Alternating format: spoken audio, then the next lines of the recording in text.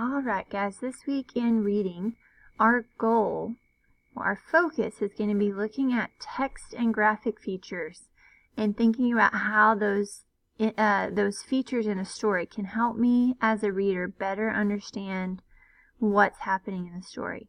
So before we get started, let's just think for a minute, what are text features? Text features are features found in the text, just like it sounds, okay? That could be parts of the text such as special fonts, okay, speech balloons, or labels that help you find information.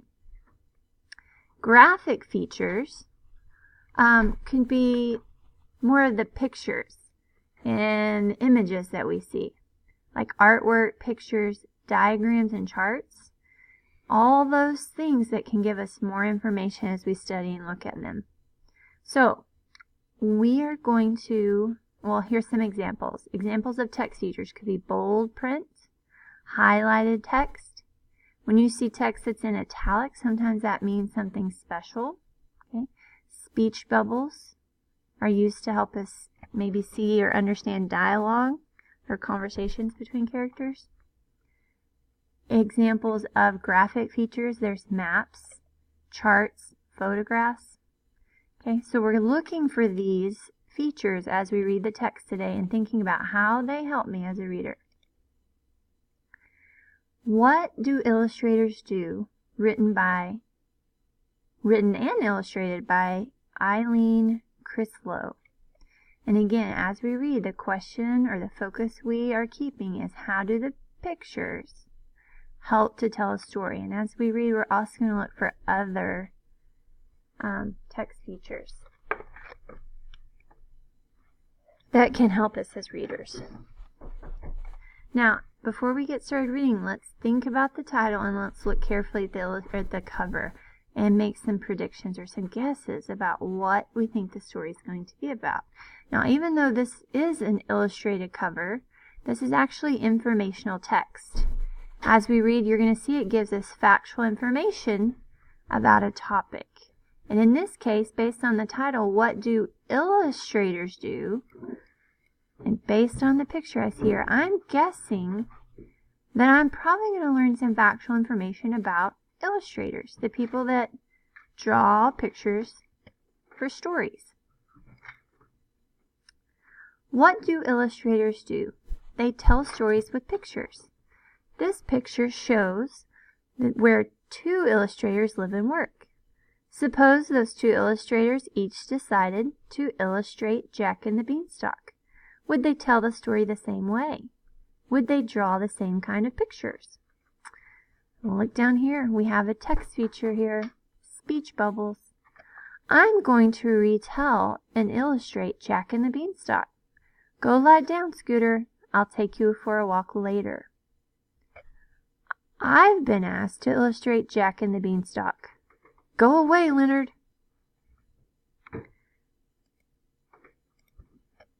First, illustrators decide which scenes in the story they want to illustrate. There are so many scenes I want to illustrate, but I need to fit all of Jack and the Beanstalk into 32 pages. That's a tight fit. The pets down here at the bottom of the page are even having speech bubbles. Are all books 32 pages? Most picture books are. So right there you see how this becomes informational. We're learning facts and information about illustrators and the jobs they do. A plan shows which pictures go on which pages. After illustrators make a plan for their book, they need to make a dummy. A dummy is a model of the book. First, they decide what the shape and size will be. So as you look down at the pictures, we see a plan or a dummy, which was what was talked about up here in the text. But as a reader, if I can see a visual or see the picture of what I'm reading, it really helps me understand the story a little bit better. See plan, and we see how they've mapped out their plan or their dummy model. Okay, So you can see how pictures are a big help to readers. Down here there's a couple more speech bubbles. Would you choose a square, vertical, or horizontal dummy? Dummy? I'm not a dummy. So a little bit of humor worked into the story there. Then they make sketches of the picture that will go on each page of the dummy. The first sketches are often rough scribbles on tracing paper. As they are sketching, illustrators need to decide how things will look. The characters, their clothes, the setting. Illustrators can use their imagination, or they may have to do some research. I'll make Jack look like me in 4th grade. What is the shape of a beanstalk leaf? I imagine Jack lives in a small country cottage surrounded by palm trees. So again, the pictures down below are showing us about what we read. Here he's doing some research. What is the shape of a beanstalk leaf? So the picture shows us that sometimes illustrators have to do research. Okay? And then sometimes it says illustrators can use their imagination. The other two pictures here are examples of how the illustrator can use their imagination to decide what the pictures are going to look like. Some illustrators are also authors. They can change their story as they work on the sketches. Why does the story have to be about Jack? It could be about Jacqueline. She could live in this building. The beanstalk could grow on her roof. Hey, Mom, Jacqueline can look like me. That will make her book different from his. So you see down here the pets are starting to take notes that even though they're both illustrating Jack and the Beanstalk, they're each doing it a little differently. Each illustrator has a different problem. For instance, from what point of view do you draw the magic bean being planted? Point of view is bold. That must be an important text, and they've used those text features of bold print to help the reader understand this is important. Should I draw this picture from the bird's eye view, close up, far away, a mouse's eye view?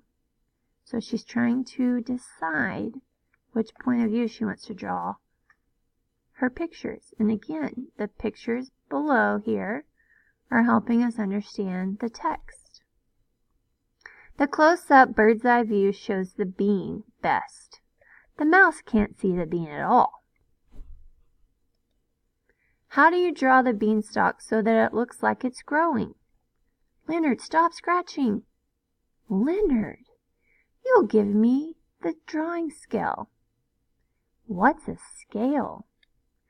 That night, Jack's cat watched as the beanstalk grew. Hey, that's me. The beanstalk is smaller than me, then taller and taller. You are like a measuring stick or a scale. How would it feel to run across a table right under the nose of a giant? Illustrators need to draw how their characters feel. Sometimes they make faces in the mirror to see how an expression would look. Other times, illustrators need someone else to model for them. So when we look up here at the pictures, think about how these pictures help me understand what we just read. Jacqueline tiptoed across the table. Hurry up, whispered the hen. She never sleeps for long. See how the illustrator is using the mirror?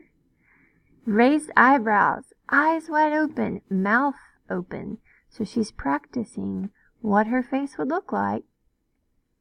Because it says down here, illustrators need to draw their characters' feel. Sometimes they make faces in a mirror to see how an expression would look.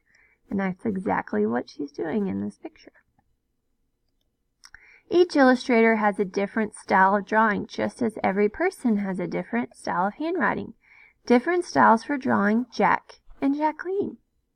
So again, the pictures are showing us the different styles. She's giving us some more information about what we just read. When illustrators have finished their dummies, they show them to an editor and the designer at the publishing company. The editor decides whether the pictures tell the story. The designer makes suggestions about the design of the book. She chooses the typeface for the words in the cover. I love your illustration, but Jack looks too old at the end of the book. And on page 21, the giant does not look old enough. So again, there's an example of the designer making suggestions about the book.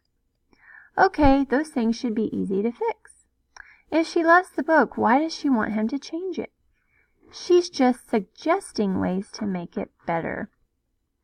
Illustrators need to decide how they want to do the finished illustrations. They can draw different kinds of lines and textures with different kinds of tools. I'm trying different kinds of lines, pencils, pens, and brush. There's what it looks like with pencil, with a brush, with a flexible point, or with a felt tip pen. They can color the illustrations with paint, pastels, pencils, and crayons. They can do an illustration without any black line at all. Sometimes illustrators throw away their pictures and start again. Sometimes they change the colors, or they may change the composition. It can take months to finish all the illustrations for a picture book. Another messed up picture. What's wrong with the picture? Beats me. At last, I finished all 32 pages and the cover. It looks great, Mom. Before they are sent to the publisher, they need to be checked to make sure nothing is left out. Except here, you forgot the polka dots on Jacqueline's shirt. Oh, phooey. She also forgot to feed me this morning. Don't worry. Once they finish the books, they'll pay attention to us again. He's working on the cover. I'm finished. Me too. Can I see your book? Illustrators often do the cover of the book last. The cover tells a lot about the story. What is this about? Does it look interesting? I like the way your jacket wraps around the book. That's me on the cover. The cover is a clue as to how the illustrator will tell the story. Would these covers make you want to read the books? Your cover's terrific. Jack is escaping right out of the border. Yes, I'm going to read them. Let's celebrate. This illustration tells how the two illustrators celebrated when they finally finished all that work. How did they celebrate? The picture helps me understand. They both ate ice cream. Okay, so you guys noticed, hopefully, as we read the story, how these text or graphic features can help me as a reader. So what I want you guys to do is get out your textbook. You're going to turn to page 226, where What Illustrators Do begins. Read the story yourself, and as we read, we're going to note the page number where we find certain text or graphic features. And then I want you to write down a note as to the purpose. How did that text or graphic feature help you as a reader? When we're finished with reading groups today, we will review our work, and you guys will have an opportunity to share your thoughts on how text and graphic features can help readers understand or comprehend the story better.